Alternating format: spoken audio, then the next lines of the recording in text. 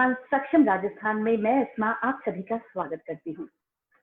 पर्यावरण अनुकूल sanitary pad बनाने वाली pad women of Rajasthan Bharti Singh Chauhan स्वयं सेवी संस्था प्रवीण लता संस्थान की फाउंडर चेयरपर्सन है। ये एक सोशल एक्टिविस्ट और सोशल एंटरप्रेन्योर, पर्यावरणविद के साथ एक मोटिवेशनल स्पीकर भी हैं।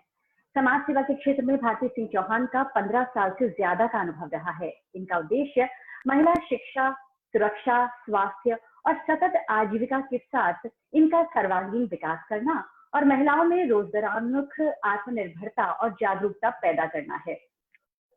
उन्हें अपने सामाजिक कार्यों के लिए कई राष्ट्रीय और अंतर्राष्ट्रीय पुरस्कारों के साथ राष्ट्रपति प्रणब मुखर्जी भी सम्मानित कर चुके हैं। हाल ही में भारती सिंह चौहान को अमेरिका के सैन फ्रांसिस्को में फेसबुक हेडक्वार्टर्स में भी सम्मानित किया गया और फेसबुक जर्नी की कहानी पर एक फिल्म बनाने वाला है। इन्हें बालिका शिक्षा और स्वास्थ्य पर किए जा रहे सामाजिक कार्यों के लिए कई राष्ट्रीय अंतर्राष्ट्रीय अभियानों की ब्रांड एम्बेसडर भी बनाया गया है। तो अपनी संस्था के माध्यम से विभिन्न कार्यक्रमों से अब तक करीब 1 लाख से ज्यादा महिलाओं और बालिकाओं को प्रत्यक्ष और अप्रत्यक्ष रूप से लाभ पहुंचा चुकी हैं। तो आज हमारे साथ हैं भारती सिंह चौहान, हमारा राजस्थान सक्षम राजस्थान में। भारती जी, बहुत बहुत स्वागत है आपका हमारे इस इनिशिएटिव हमारा राजस्थान सक्षम राजस्थान में। तो सबसे पहले आपसे जो सवाल हमारे फॉलोअर्स पूछना चाह रहे हैं वो ये है कि आप अपनी संस्थान प्रवीण लता संस्थान के बारे में कुछ बताएं हमें। सबसे पहले तो नमस्कार। और प्रवीण लता संस्थान जो है पिछले 7 साल से महिला शिक्षा, सुरक्षा, स्वास्थ्य पे काम कर रहा है और इसके साथ ही हम लोग महिलाओं को सशक्त बनाने के लिए महिला सशक्तिकरण प्रोग्राम के अंतर्गत स्किल डेवलपमेंट प्रोग्राम में भी फोकस कर रहे हैं। इसका फॉर्मेशन 2013 में हुआ था।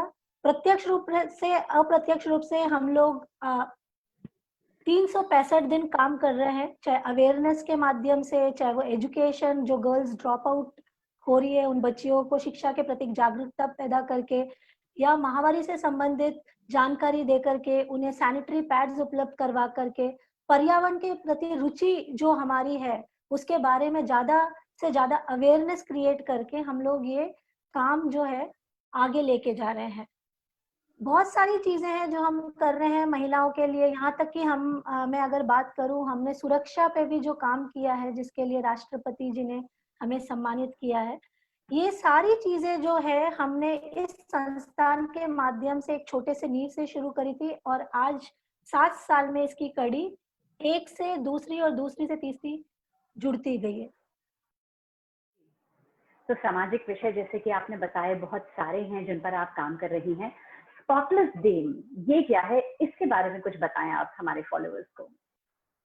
स्पॉटलेस डे बेदाग नारी, जहाँ पे महावारी का नाम आता है वहां पे सबसे पहली चीज जो आती है वो ये होता है कि मिथ्स और टैबूज, ये नहीं करना है, ये नहीं छूना है, ये तुम नहीं कर सकती हो, इस तरह की जो भावनाएं हैं इसके बारे में जो है जागरूकता क्रिएट करना कि एक ह्यूमन बॉडी नेचुरल प्रोसेस को लेकर के जो टैबूज बने हुए हैं, एक तो उस टैबूज को तोड़ना हमारा मेन एम रहा और साथ ही जो है महिलाओं जो पिछले कई सालों से अपने जो प्रॉब्लम्स है जिसके बारे में डिस्कस नहीं करती है, यहाँ तक कि अपने फैमिली मेंबर्स को अपने से जुड़े हुए जितने भी इश्यूज हैं उसके बारे में खुल के बात नहीं कर पा रही है, तो उसके बारे में हम लोग अवेयरनेस क्रिएट करने की कोशिश कर रहे हैं और साथ ही उन्हें ये बता रहे हैं कि इस नेचुरल प्रोसेस को एक्सेप्ट करें, अगर उन्हें कोई प्रॉब्लम है तो बताएं। इसके अंतर्गत हम लोग ना केवल अवेयरनेस क्रिएट कर रहे हैं मेंस्ट्रुएशन हाइजीन मैनेजमेंट के बारे में, बल्कि हम उन्हें रीयूजेबल क्लॉथ पैड्स जो कि मेरा पैड के नाम से है वो हम डिग्निटी किट के माध्यम से उन्हें पहुंचा रहे हैं, जिससे कि वो एक डिग्निटी से भरी हुई तरीके से पीरियड्स को मैनेज कर सके और उसे अच्छी तरीके से समझ सके कि ये कोई टैबू या मिथ नहीं है, इसके अंदर नॉर्मल प्रोसेस है जिसको हर वुमेन को एक्सपीरियंस करना है और उसे फॉलो करना है। और अनहाइजीनिक प्रैक्टिसेस क्योंकि वो शेम कहीं ना कहीं एसोसिएटेड है, वो अनहाइजीनिक प्रैक्टिसेस हमने देखा है समाज में फॉलो करते हुए महिलाओं को, जिसमें उन्होंने मड्स के बने हुए पैकेट्स हो गए, अगर मिट्टी की पोटली आपने सुना हो, मिट्टी की पोटली हो गई, राख हो गया, न्यूज़पेपर्स हो गए। आज भी 2020 में मैंने महिलाओं से जब बात करी है, उनके साथ काम किया है, तो उस दर्द को महसूस किया है जहाँ पे उन्हें कई तरह की परेशानियां और तकलीफों से गुजरते हुए देखा। और उसके बाद हमें महसूस हुआ कि ये इनिशिएटिव हमें लेके आना है और उन्हें ना केवल जागरूकता के संबंधित समझाना है, बल्कि उन्हें सपोर्ट भी करना है। तो ये हमारा इनिशिएटिव है मेंस्ट्रुएशन हाइजीन मैनेजमेंट के अराउंड। और जो औरतों के संबंधित एक ये है कि छुआछूत को लेकर के रहता है, इसीलिए हमने इस इनिशिएटिव का नाम स्पॉटलेस डे में रखा, बेदाग नारी। तो ये हमारा काम है। बिल्कुल भारती जी, ये एक ऐसा विषय है जिस पर बात करने से और खासकर जिसके बारे में कुछ भी स्टेप्स लेने से जो महिलाएं हैं, खासकर जो बच्चियां हैं, वो डरती हैं। भारती जी, आप जिस तबके के साथ काम कर रही हैं, वहाँ ऐसा देखा गया है कि आमतौर पर लोग बदलाव के लिए तैयार नहीं होते हैं।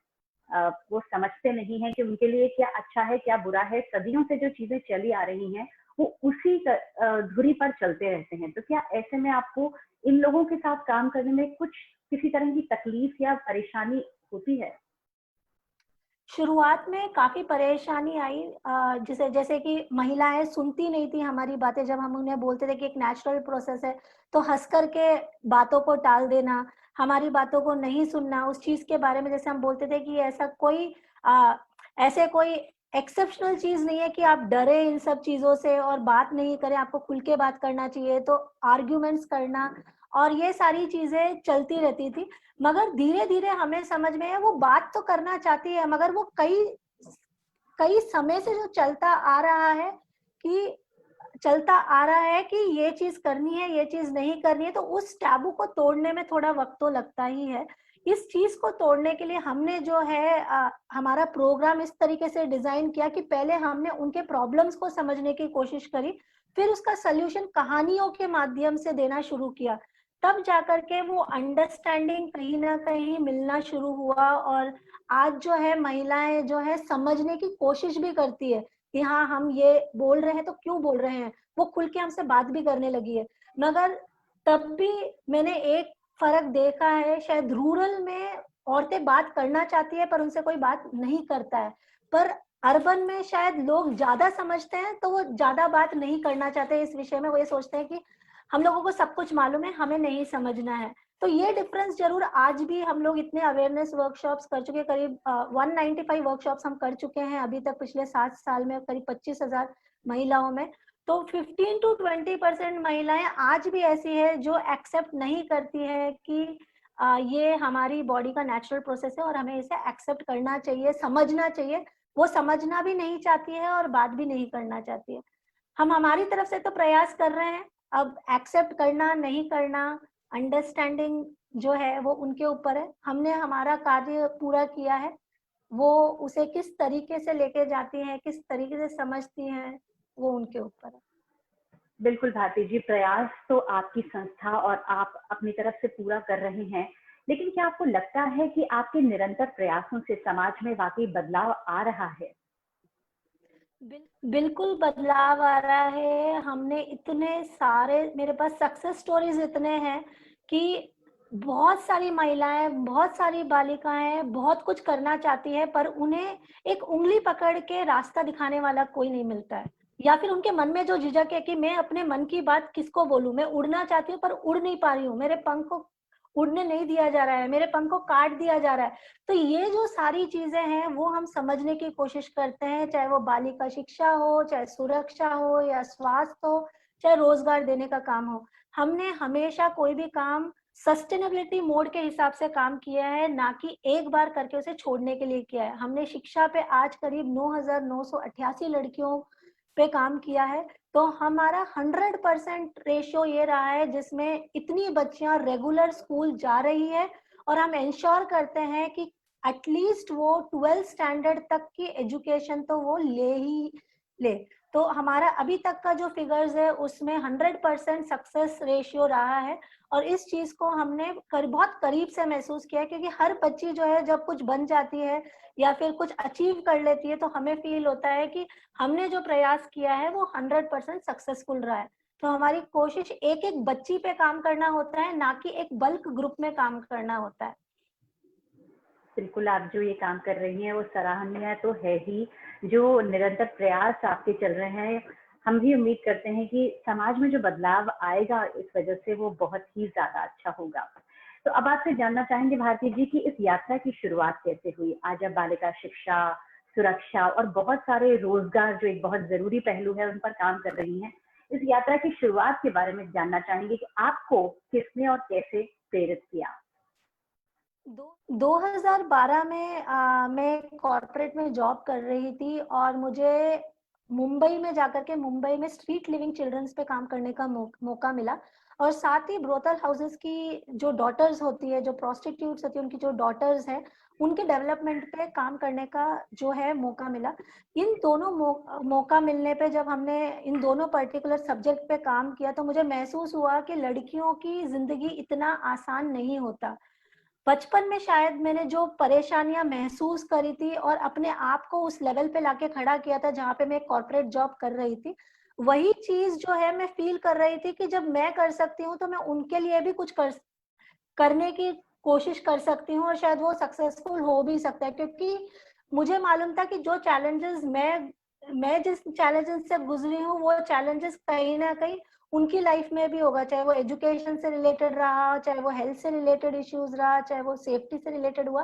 तो मैंने उन्हीं मुद्दों को पकड़ा जिसको मैंने फील किया है, मैंने स्ट्रगल किया है और मैंने महसूस किया था कई सालों पहले नहीं, बल्कि 2012 में भी मैंने देखा कि जब मैं छोटी थी 10 साल की, तब भी वही परेशानियां चल रही थी महिलाओं के साथ, बालिकाओं के साथ। और 2012 में भी वही स्थिति और आज 2020 में भी मैं काम कर रही हूँ। और हर दिन मेरे पास कोई ना कोई एक नया ऐसा इश्यू आता है जहाँ पे बालिकाएं एवं महिलाएं परेशानियों से गुजर रही हैं। तो ये बहुत सारी चीजें थी जिसने मुझे प्रेरणा दी कि मुझे ये काम करना है। और इसमें मेन सपोर्टिंग हैंड मेरे हस्बैंड का रहा, क्योंकि मैंने जो भी सपना सामने रखा उन्होंने कहा कि चलो मिलके करते हैं। अक्सर यही होता है कि घर का जब सपोर्ट नहीं मिलता है तो आप सोचते हो कि छोड़ो नहीं करना है, पर मेरे हस्बैंड ने मेरा सपोर्ट किया और आज हम इस काम को साथ में मिलके आगे तक लेके गए हैं। और मुझे खुशी होती है कि उस सपने की नींव जो बचपन में कहीं रखी गई थी, आज उसे मैं पूरा करने की कोशिश कर पा रही हूँ।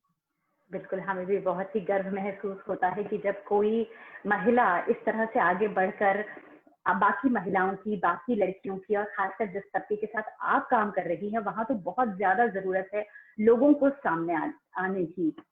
भारती जी, वक़्त सही था, तब भी मुश्किलें जैसे कि आपने बताया मुश्किलें आपको शुरू से ही आई हैं और आती हैं, कोई अच्छा काम करने जब हम जाते हैं तो मुश्किलें ज़रूर आती हैं। तो फिलहाल जो वक़्त चल रहा है वो तो बिल्कुल भी अच्छा नहीं है क्योंकि कोरोना ने हर जने को उसके घर में बंद कर दिया है। तो ऐसे में आपको बाहर फील्ड में निकल कर काम करने में किस तरह की मुश्किलें आ रही हैं? कैसे मैनेज कर पा रही हैं अब इस वक़्त आप ये सब कुछ? इनिशियली जब कोरोना का इम्पैक्ट रहा और लॉकडाउन भी लगा हुआ था, लोगों को निकलने भी नहीं दिया जा रहा था, मेरी फैमिली भी डरी हुई थी कि भाई अगर मैं निकल के काम करूंगी तो शायद कहीं कोरोना नहीं हो जाए, हम नुकसान नहीं हो जाए एक ऐसे चेहरे की जो इस ऑर्गेनाइजेशन का मेन रोल प्ले कर रही है। तो समझाना थोड़ा सा टफ था कि आज आप सिर्फ मेरे बारे में सोच रहे हो, ऐसे हजारों लोग, लाखों लोग जो बाहर हैं जिन्हें वाकई में हमारी जरूरत है। क्या हम सही कर रहे हैं कि केवल एक नॉर्मल डेज में हम काम करें और जब मुश्किल वक्त आ जाए तो आप अपने अपने बारे में सोच करके बिल्कुल पीछे हट जाए।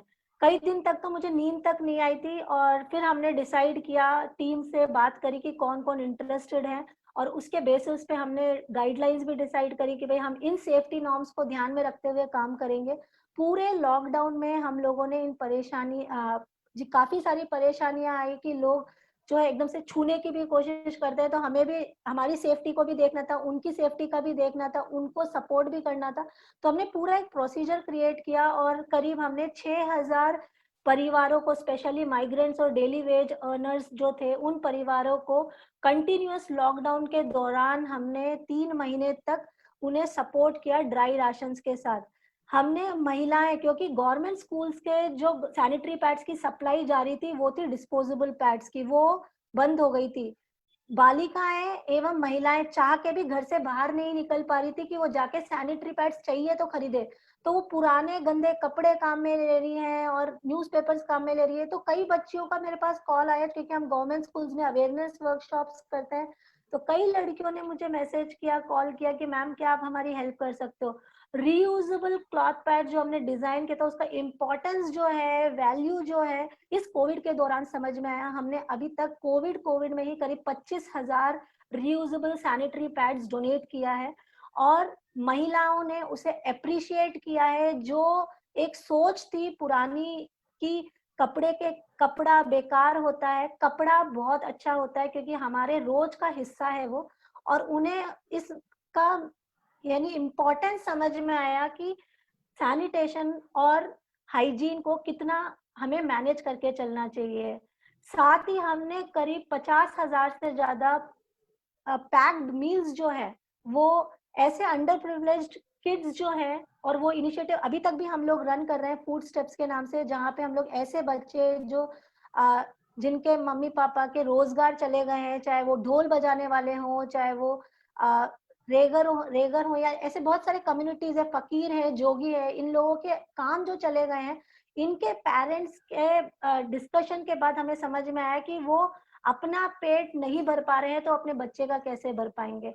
तो हमने ये न्यूट्रिशनल मील सपोर्ट भी रेगुलर रखा, जिससे कि कोविड खत्म भी होने के बाद भी और पहले भी हम लोग हमेशा ये निरंतर प्रयास करेंगे कि उन बच्चों के मैल न्यूट्रिशन से रिलेटेड कोई इश्यूज नहीं हो। तो इस तरीके से हम लोग इस पूरे इनिशिएटिव को आगे लेकर के जा रहे हैं। कोविड हो या कोविड नहीं हो, हम ये काम निरंतर करते ही रहेंगे, ये हमने ठान के रखा है। भारती जी, आपके इनिशिएटिव के लिए तो हमारी तरफ से शुभकामनाएं हैं ही, क्योंकि आप जो काम कर रही हैं वो बहुत ही जरूरी, बहुत ही अच्छा काम है।